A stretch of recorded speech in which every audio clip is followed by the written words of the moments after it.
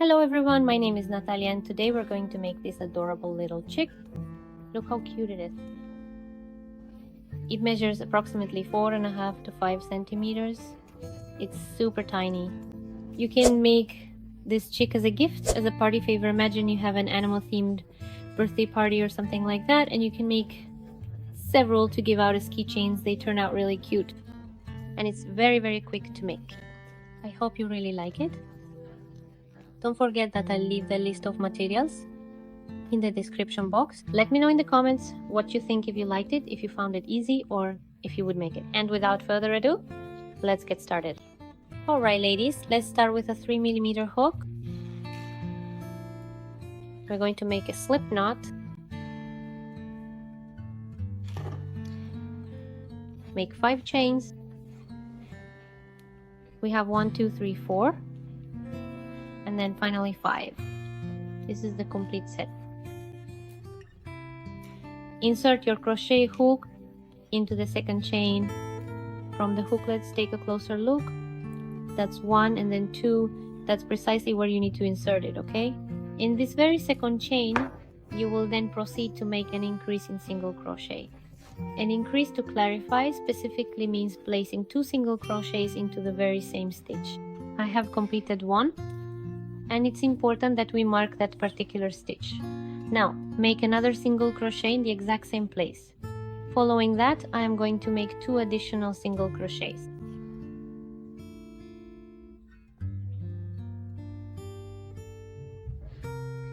One and 2. Then, in the last stitch, I'm going to make 4 single crochets together.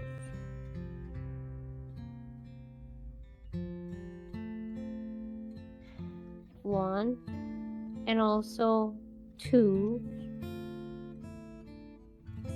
3 and 4, and you can clearly see how the fabric gracefully starts to curve around, forming a beautiful and consistent shape.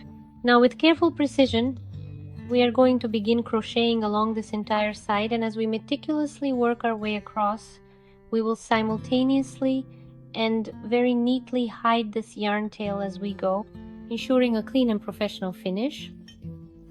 I'm going to carefully make 2 single crochets, that's 1, and then a second one, making a total of 2 single crochets in this section. And then in the very last stitch, which is precisely where we made the initial increase at the very beginning of this section, we are going to make another increase of single crochets, ensuring that the curve continues smoothly. And that's essentially it for this part. You will ultimately end up with a total of 4 single crochets grouped together in this specific corner, creating a nice rounded edge. And similarly, you will have another set of 4 single crochets grouped together in the other corresponding corner, maintaining symmetry. If you desire, my dear girls, it is highly recommended to mark the very first stitch of this section, which would be this particular one right here. Personally, I don't mark it anymore because I have become quite accustomed to the pattern and can easily identify it. But if you ever find yourself getting even slightly confused or losing your place, always mark that very first stitch, okay? It's a simple yet incredibly effective tip for staying on track. That's precisely where we started, where we meticulously made that initial increase to begin the curve. Now, moving on to round number 2, we are going to work continuously in a spiral fashion, okay? This means there will be no joining at the end of the round, just a continuous flow of stitches. And for this round, we are going to make 2 increases. There's my very first stitch of this round, and it is absolutely crucial that we mark it immediately to avoid any confusion later on. There's my first increase, carefully placed, and then my second increase, ensuring the desired shaping.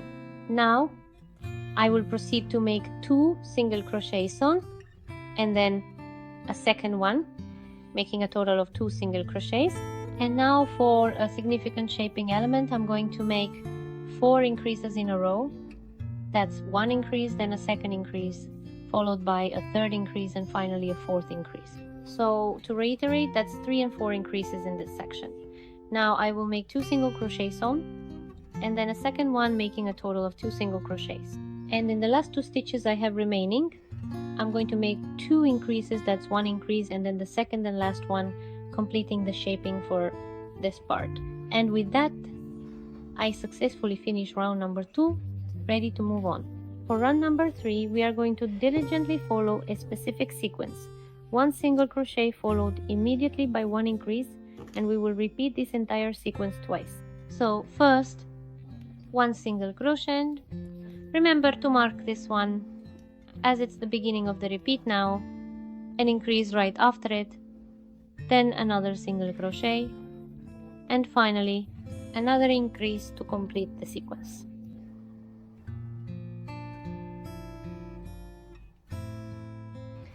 Now let's proceed with the usual 2 essential stitches, the ones that are specifically positioned on the side of our work.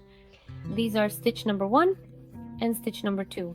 Following these, we are now going to meticulously repeat a specific sequence. This sequence consists of 1 single crochet stitch followed immediately by 1 increase stitch. We will meticulously repeat this precise combination a total of 4 distinct times. So to be perfectly clear, that's 1 single crochet and 1 increase, then again 1 single crochet and 1 increase, and once more 1 single crochet and 1 increase, and for the final repetition of this particular sequence, 1 single crochet and 1 increase. After completing that, I will now execute the 2 crucial side stitches, which are stitch number 1 and stitch number 2. And now I will repeat a very similar sequence to the previous one, which is again 1 single crochet stitch and 1 increase stitch. However, this time we will repeat this specific sequence only twice. So that's 1 single crochet and 1 increase, and then for the second and final repetition of the sequence, one more time, 1 single crochet and 1 increase. With that completed, I officially finish round number 3 of our project. Moving on, for rounds 4 through to round 7, my instruction is to perform 1 single crochet stitch in each and every stitch around. This will result in a total of 28 stitches for each of these rounds. It is absolutely crucial that you do not make any more increases during these rounds. Also, please do not forget the very important step of marking the first stitch of each round. This will prevent you from losing your place and ensure you know exactly where each round begins. That's where we initiate each new round. And that's the entirety of the instruction for these rounds, okay? Just 1 single crochet in each stitch. Continue working in this manner diligently until you have successfully completed round 7. Now for round number 8, we are going to introduce and repeat a new sequence. This sequence begins with 5 single crochet stitches. Please remember to mark the first one of these 5 stitches. So that's 1, 2, 3, 4, and 5 single crochets immediately followed by 1 decrease stitch. We are going to repeat this entire sequence all the way around the piece. So it's 5 stitches and then a decrease, followed by another 5 stitches and then a decrease, and so on until you complete the round. For round number 9, our task is to simply do 1 single crochet stitch in each and every stitch around. Again, please mark the first stitch of this round to maintain your place, and continue working diligently until you have successfully finished the entire round. For round 10, we are going to perform 2 single crochet stitches. The second stitch is the one you should mark as the beginning of the round.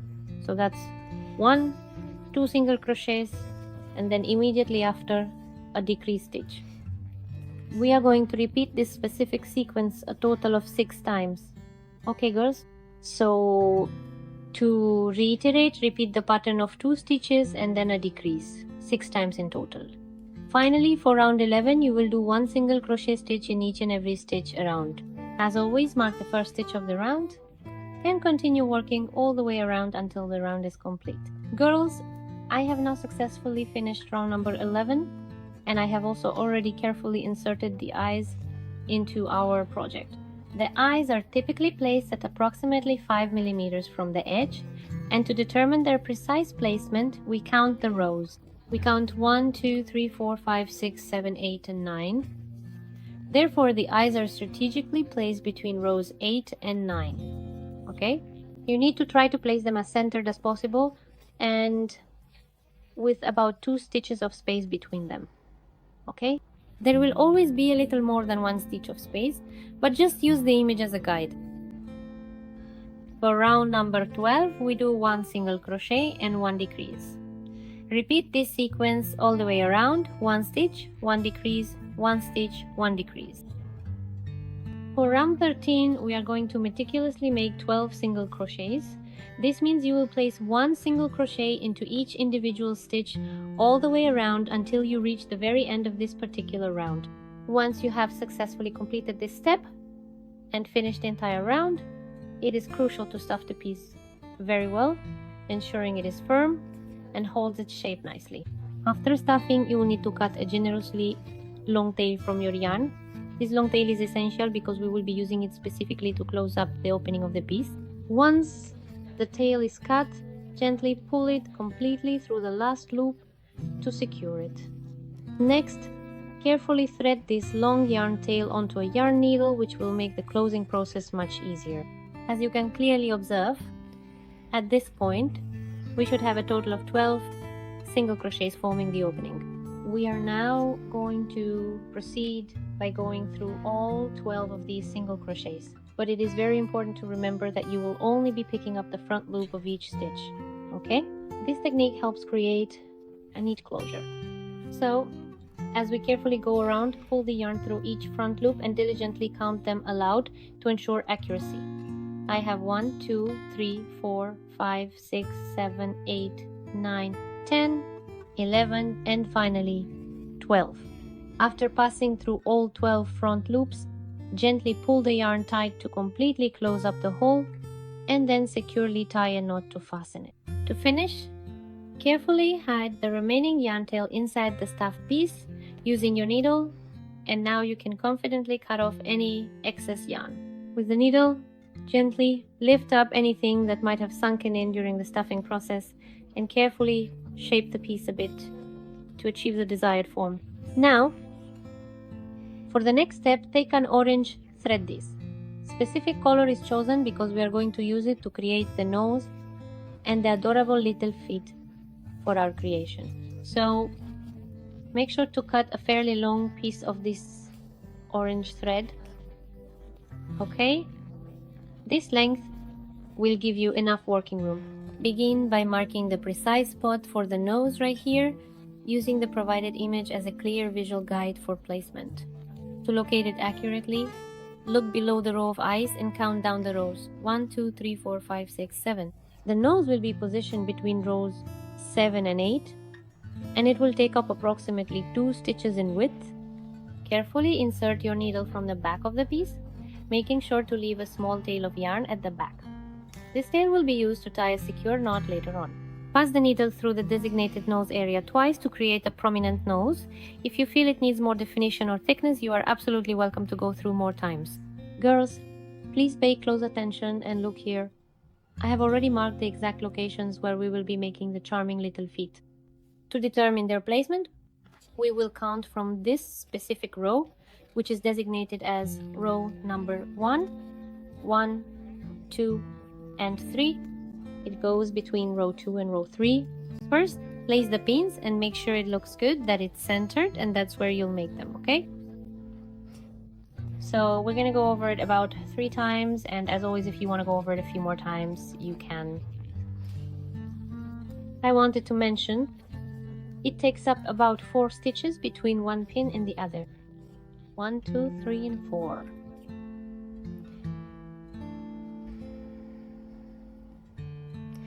We're going to continue by utilizing the very same thread that we have been working with.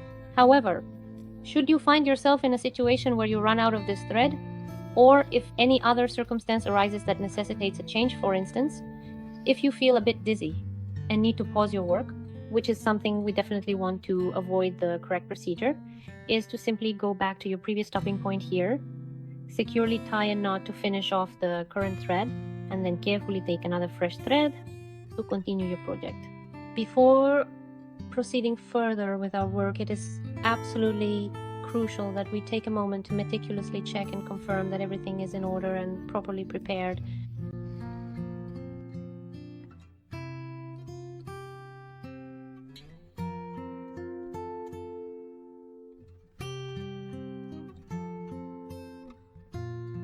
Alright ladies, let's do the last pass and come over here.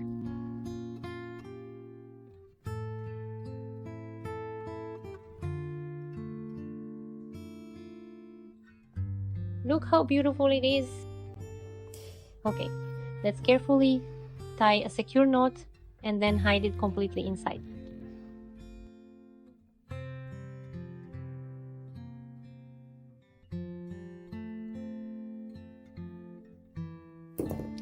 Done. Now you can hide it inside. Remember, anything that gets pushed in with the needle, just pull it out a little. Now, ladies, we're gonna make a magic ring with 5 single crochets. I've already made it. Using the same hook, we're gonna make the little wings. So I insert into the first stitch, we'll also be working in a spiral end. We'll hide this yarn tail as we go. Make a single crochet and mark it. Then an increase, 1 single crochet, another increase, and finish with 1 single crochet. Okay, now for round number 3, we're gonna do 1 single crochet in each stitch. That's 7 stitches. Don't forget to mark the first one. 6 and 7. Cut a long tail because we'll use it for sewing, and from here pull this yarn. If you leave it like I did, you can cut it now. Pull it tight, tighten it well, but carefully, of course, because that's how you get the little triangle, like the tip of the wing. Thread it onto a yarn needle and we're going to close stitch to stitch like this. Okay,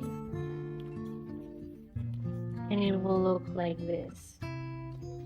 Always use your hands to shape it a bit. We need to make 2 identical ones, ladies.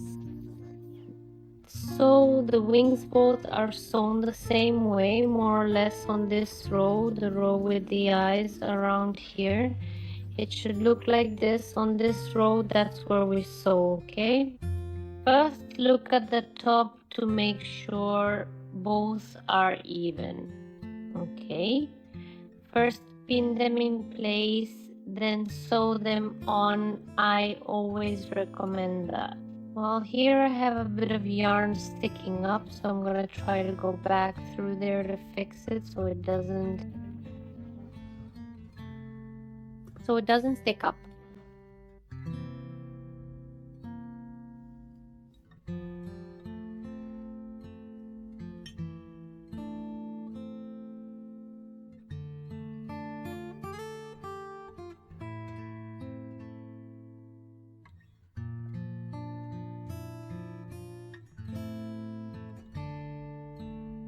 And that's it, ladies. We make a secure knot.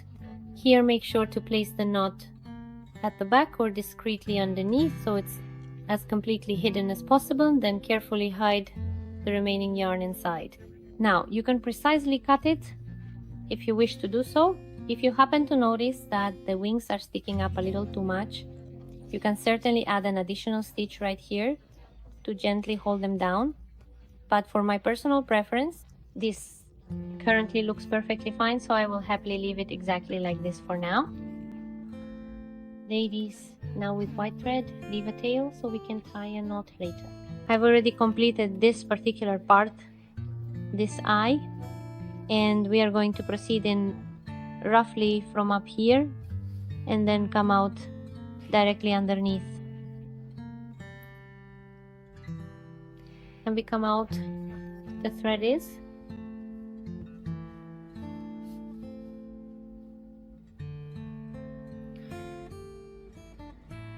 Alright, and now we make the little white part of the eyes. Here we tie a knot and hide it inside. And that's it, ladies. This is how it turns out. I attached it there. I had to make a kind of keychain because I didn't have one.